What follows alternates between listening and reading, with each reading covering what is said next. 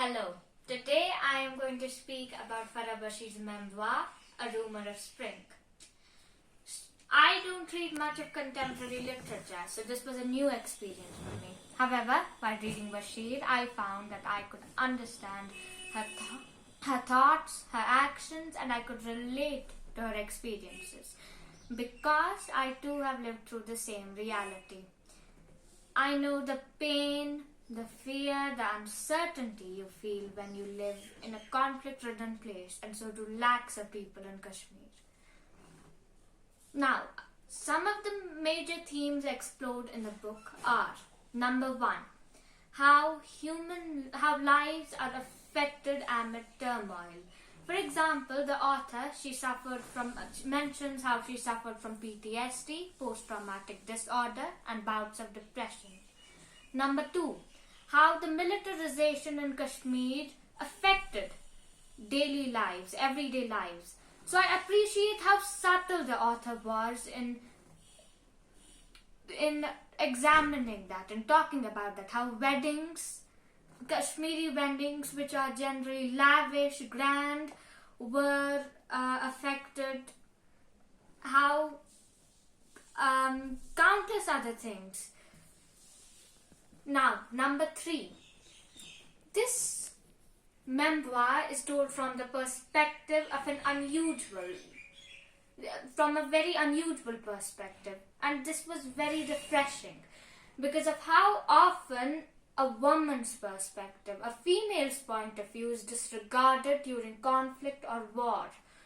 So, again, the author has done a wonderful job of doing that, and taking this into account, many other topics were also discussed which are considered taboo, especially if you're familiar with Kashmiri customs and traditions, because there was how the changes a female faces during puberty, and now I'm to give you some reasons,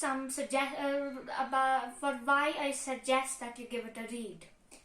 So the first one is that this book will serve, and does serve as a reference point for anyone who wants to know about Kashmir in the 90s. The author, in writing about her experiences during the 90s, has given us one of the very few books through the perspective of a Kashmiri about the conflict here, the suffering here.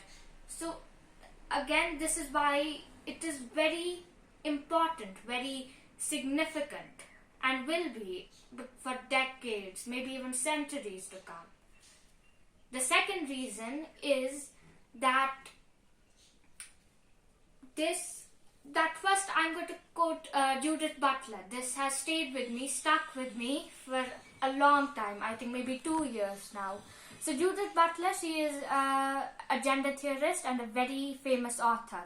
The quote is that we lose ourselves in what we read, and we return to ourselves, transformed and part of a more expansive world. So this is what reading does for you. It broadens your horizons. You can see the world through a different perspective, through a different person. You can experience what they are writing. You can experience their emotions, their lives. So this is really, and this book, it transports you back to the 90s in Kashmir, a troubled time.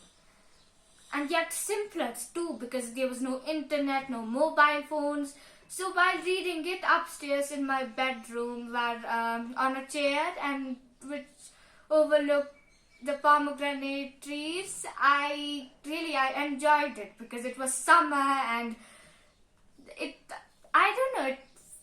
filled me with an eerie sort of calm. So yes, it's that. You live through this. You live vicariously through books. Okay, now these are some other books of the same genre. Number one is Curfewed Nights, a frontline memoir of love and war by Bashir, a Kashmiri journalist. So this book is a first-hand account of his experiences, personal experiences, during the Indian insurgency in Jammu and Kashmir. So number 2 is Mirza Wahid's The Collaborator. So this book, it is really prominent, very I wouldn't say widely read, but very many people consider it very highly, because one, it was nominated for Guardian First Book Awards. It was even a finalist there. So this book is about a young man who works for the Indian Army and how he was counting the dead militants who died in the encounter. It's a really chilling book, but really it's poignant and beautifully written. And I really suggest that you read it. Number 3 is Tasting the Sky, A Palestinian Childhood by Ibtisam Barakat. So I really don't know how to pronounce her name, but I think this is it. This is about a girl, a child's experience during in the aftermath of the 6-day war in 1967 in Palestine. So yes, this too is a beautifully written book. In conclusion, I can only say that Farah Bashir has done a wonderful job. I don't know how many times have I said this so far, but still, it is a very, very big achievement for us, and we all should be proud as Kashmiris. Okay, so that is it.